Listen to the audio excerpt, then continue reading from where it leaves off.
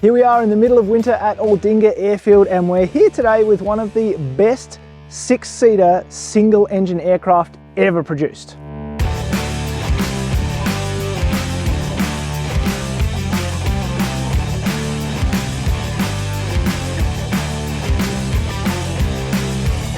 So we're here on a chilly day at Aldinga Airfield with this beautiful and mighty Cessna 210L, also known as the Centurion. So our sponsor Command Flight Training was using this aircraft in their really popular GA Ready programs. Unfortunately, it's just been sold, but you can still do the GA Ready program in our T-tail Lance and combine it with a multi-engine rating for a pretty sweet package deal. Unfortunately, because it got sold, we can't fly it today, but the new owner has allowed us to do a walk-around video. So stay tuned and we'll have a good look around this aircraft. We also previously did a video on the Piper Saratoga, and at the end of this video, we're going to compare and have a look at which one we think is the better six-seater single-engine aircraft. Okay, so let's wind back the clocks to 1959. After 4 years of designing aircraft, Cessna came up with a retractable single engine to compete with the very, very popular Beechcraft Bonanza. Cessna needed a plane to bridge the gap between their fixed gear 182 and their twin Cessna 310. At the time, Cessna were losing customers to Beechcraft, and hence the Cessna 210 was born. So the original 210 was effectively a retractable 182. It had 260 horsepower and 4 seats in the cabin. And unusually, it had an engine-driven hydraulic fuel pump that worked both the gear and the flaps. So from those humble beginnings, the 210 developed into a comfortable, high altitude, and ultimately a pretty fast six-seater aircraft. So the original 210 had struts just like the 172 and 182, but in 1967 the G model was released and they got rid of the struts. They also put 3 degrees of dihedral on the wings, so it had a bit of a gull wing look to it. So it needed this 3 degrees of dihedral and this gull wing look because it wasn't laterally stable enough with this new wing. So in 1970, Cessna introduced the K model. What they did was stretched the fuselage and added the extra 2 back seats, and you've got this nice big panoramic window for your rear seat passengers. So in 1972, Cessna made an update to the 210 and gave us the L model, which is what Delta Tango X-Ray is. And in the back, they put an electrically driven hydraulic pump to replace the engine-driven hydraulic pump, which was a lot more reliable and a lot cleaner. And what that also did was gave us an 8-knot speed increase. So Cessna ended production of the 210 in 1986 with over 9,000 210s produced. And unfortunately, the type was never to return. So this example of the 210 is an L model, Delta Tango X-Ray, and it's got the electric hydraulic power pack and it's got the 6 seats. Up the front, it's got this beautiful smooth Continental IO 520, which is a 6-cylinder fuel-injected engine producing 300 horsepower for a maximum of 5 minutes, and then 285 horsepower continuous. And that engine is mounted to this massive 3-blader Macaulay prop. People often say that the 210s are some of the loudest single-engine piston aircraft. And the reason for that is they produce the full 300 horsepower at a red line of 2,850 RPM. That means that the propeller tips actually go supersonic and create a crack as they move through the air. Some people even opt to take out the 520 and put a 550 in there, which makes an already fast plane even faster and results in cruise speeds in the bottom of the yellow arc. So the biggest difference on these 210s is there's no strut, which means there's no step. So every Cessna 210 owner has to carry a step ladder in the baggage compartment. So these 210s with this cantilever wing have a giant spar through the middle of the cabin.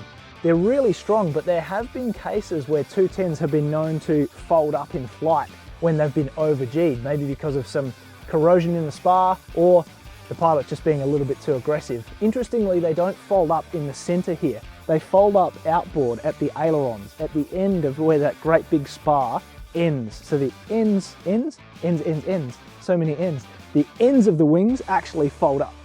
Wherever you put these steps, you're always in the wrong place for the fuel caps. But the fuel capacity on these aircraft is huge, and you can even get an STC for tip tanks. I'm not sure how I'd feel about having extra weight outboard of the end of that cantilever wing though. So the fuel capacity is 90 gallons, which gives you 340 litres of usable fuel, about 5.5 hours of range. And so because you're doing 160 knots, this plane is built to chew up miles. Going cross-continental in the US or even Australia, anywhere in the world would be a great mission for a 210. Someone who knows a bit more about Cessnas is going to have to tell me, what is this little tab on the outside of the aileron, or the inside of the aileron here? It looks like it's been fixed. What would that be for? Any engineers at Cessna? What is this little thing for? You've got the stall warning on the leading edge of the left wing, and then you've got this little switch here. Love to know what that's for. Let me know in the comments. Now, of course, the 210 has no strut, so there's nothing to bash your head on, and it makes it super easy to load because these doors open up to 90 degrees, and you've got doors on both sides. So Cessna, of course, stuck with their funky design, the same landing gear design as you'd find on the 172RG, the 182RG, and even the 337, where the gear swings down and back to retract. It looks weird if you haven't seen it before. Check it out. In 1970, Cessna switched from the older style steel spring landing gear to the tubular legs that you see here. So that design that Cessna had made for a very reliable undercarriage. It's also got a manual gear extension, so you can pump it down, and it's not in the manual, and don't tell anybody I told you, but you can also pump it up if you need to. So here at the back, DTX has been modified with an STC to remove the problematic hydraulic gear doors. Instead, the gear just fold up and under the fuselage into this cutout. Now this STC removes the multiple hydraulic lines that ran back and forth through the fuselage, and it gives it no speed penalty whatsoever. The other thing that owners do is they remove these hydraulic front gear doors and replace them with a mechanically actuated door, and that mod's been done on this aircraft as well. So the 210's got pretty strong gear, but because it folds up, I probably wouldn't want to take it into the same bush strips that you do with a 206 or a 182. And this really is where the 210 gets good. It's got more room in here than a Saratoga. The only penalty you pay for that big cantilever wing is this spar that runs all the way through the middle of the fuselage. So inside the cabin here, it's much wider than a Bonanza, and it's got a lot more headroom than a Saratoga, so the cabin feels quite light and airy. So it's actually pretty easy to get into the back seats. The only thing you've got to watch is that you don't bash your scon on this big old girder that holds the wings on. Middle seats are pretty comfortable. So the middle seats are pretty comfortable. How am I going to get in the back? If I pull this one forward, and then get under the seat belt, and then gonna get in here. Oh yeah, once you're in there, it's actually not too bad. I could sit in here, wouldn't want to sit in here for 6 hours, but I could sit in here for a couple of hours, no worries.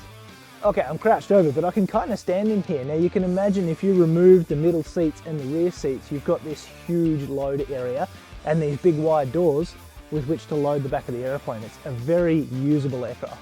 So with this big cargo area, it's also got a really wide CFG range, which makes it a really good cargo hauler. And the best bit about the 210, you've got this high wing, so you get some really great views, and of course, when it's hot here in Australia, it keeps out the sun. So here in the cockpit, pretty standard Cessna things. It's a really ergonomic cockpit. You've got the manual gear extension handle down here on the floor. We've got the fuel tank selector. It doesn't have a both in these aircraft. It's a left and a right, so you do have to manage the fuel between the wings. Elevator trim, rudder trim. Of course, you've got cowl flaps, and that's how you cook the engine if you leave them closed when you're on takeoff or at high power settings.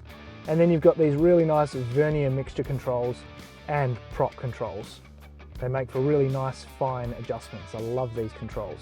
And then of course the throttle, just a standard push-pull. And there's your electric flaps. And then of course in the 210 you've got this big beefy control yoke. It's got a lot of control force on it. It's got a really strong return spring, and the hydraulic forces or the aerodynamic forces when you're in flight can be quite significant. And same as the 172, we've got that handbrake, and there's only one gear light. So hence we suggest putting that mirror mod so you can actually confirm that the gear is down and locked. So the rest of the panel, pretty much just your standard Cessna stuff. This one is all set up for IFR, and they are a great IFR machine. So in here, standard 6-pack vacuum driven instruments, and then you've got this nice little Sandow SN4500 in here as an RMI. Then of course on the left and right we've got these Dynon EFISs, which is a really good backup to your vacuum driven and pitot driven instruments. In the center console here, all pretty standard equipment for a Cessna.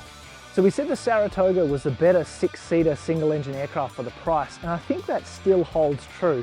But if you disregard price, I reckon the 210's got an edge over the Saratoga. You just can't beat a Cessna. Thanks for watching this video about the 210. We've got heaps more walkarounds coming on really cool GA aircraft, so make sure you subscribe, hit the little notification bell, and smash that like button. See you on the next one.